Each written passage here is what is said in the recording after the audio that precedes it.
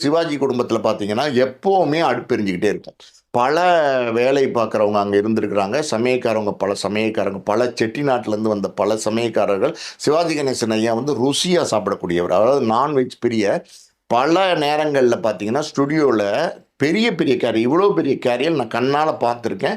அந்த கேரியரில் வந்து சிவாஜி கணேசன் ஐயா வீட்டிலேருந்து மத்தியானம் சாப்பாடு வரும். கிட்டத்தட்ட 12:30 1 மணிக்கு பிரேக்குனா, அந்த 1 மணிக்கெலாம் பார்த்தீங்கன்னா சிவாஜி ஐயா வீட்டிலேருந்து ஒரு கேரியர் வரும்.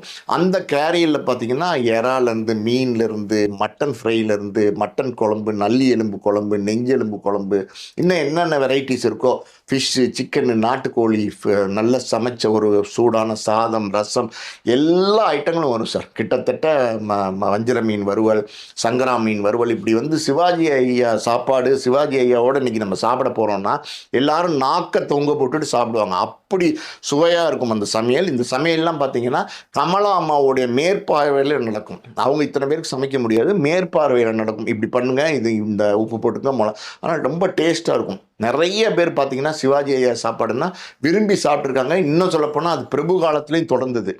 சிவாஜி வீட்டிலேருந்து வர சாப்பாடை சாப்பிடாத நடிகர்களே இன்னைக்கு கிடையாது.